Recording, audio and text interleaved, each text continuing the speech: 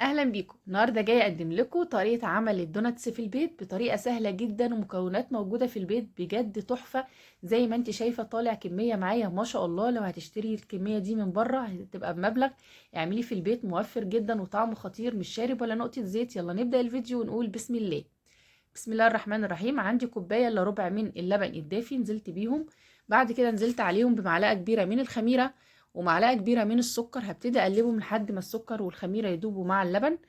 بعد كده هجيب عندي 3 كوبايات الا ربع من الدقيق الابيض المنخول مع بيضه بدرجه حراره المطبخ. هشغل عليهم العجان وابتدي عجن بالشكل دوت، وممكن تعجنيهم على ايدك بطريقه سهله جدا وبسيطه. بعد ما العجينه عندي بدات تتعجن بالشكل دوت، هجيب عندي معلقه من الزبده الطريه، مكعب زبده طريه، هنزل بيهم على العجينه بالشكل ده، وهستمر في العجن لمده دقيقتين كمان لحد ما العجينه تبتدي تلمي معايا. هتحسي ان العجينه قطعت منك حتى وانت بتعجنيها بايدك، هتحسي انها قطعت معاكي. استمري في العجن لحد ما تتجمع وتبقى معاكي عجينه طريه بالشكل ده.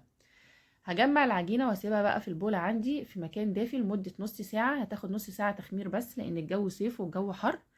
بعد ما العجينه عندي تختمر وترتفع حجمها زي ما انت شايفه بالشكل ده، هبتدي بقى اطلع من العجين وهبتدي افرد على مفرش العجين. انا مقطعه هنا عندي ورق زبده على شكل مربعات علشان اثبت عليه قطع الدوناتس بعد ما اشكله.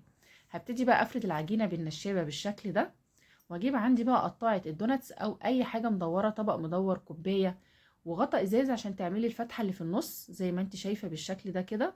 طالع ما شاء الله.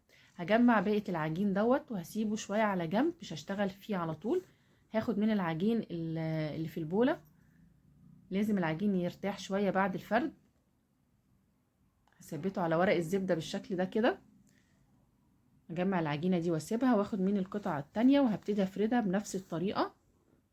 طريقتها سهله خالص. طبعا معاكي قناه مطبخ فوفا، لو اول مره تشوفيني يلا اشتركي عندي وفعلي الجرس علشان كل جديد يوصلك باذن الله من وصفاتي.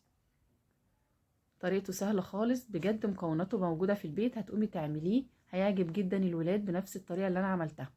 هسيبه بقى يختمر تاني لمدة ربع ساعة، يعني اختمر في الأول نص ساعة وبعد التشكيل ربع ساعة. هكون مولعة على النار الزيت يكون سخن. أول ما أنزل الدوناتس بالشكل ده هوطي الحرارة شوية. وبعد كده هجيب عندي المعلقة وابتدي أنزل عليه بالزيت من فوق كده عشان يرتفع بسرعة وينتفخ معايا. ما شاء الله مش عايزة أقولك بجد خطير. هجيب بقى عندي خلة الشوش طاووق وهبتدي اقلبه بالشكل ده. ما تقلبيش بشوكة عشان ما يتبهدلش معاكي. هياخد اللون الذهبي دوت. عايزه اقولك هيطلع ومش شارب ولا نقطة زيت، بجد خطير، لونه حلو قوي. هطلعه بقى عندي على مناديل مطبخ بعد ما الدوناتس يبرد خالص معايا. هيبقى بالشكل ده. هكون بقى محضره عندي صوص شوكولاته واي حاجه بقى انت حابه تزيني بيها. عندي صوص شوكولاته مسيحاه في الميكروويف بمعلقتين من زيت الذره، وعندي هنا بسكوت اوريو مفتفتاه كده عشان ازين بيه، وعندي شوكليت وايت شوكليت. هبتدي انزل بقطع الدوناتس في الشوكولاته بالشكل ده. بعد كده هزينه عندي بالبسكوت.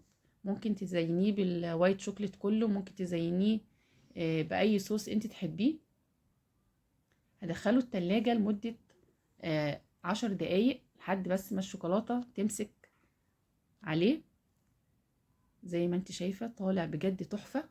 طريقته سهلة خالص. 3 كوبايات الا ربع من الدقيق هيعملوا معايا كمية حلوة قوي زي ما انت شايفة بالشكل ده. بجد تحفة، طعمه حلو قوي، شكله شيك جدا في التقديم. اعمليه للولاد في اعياد الميلاد، في اي مناسبة انت تحبيها، بجد خطير.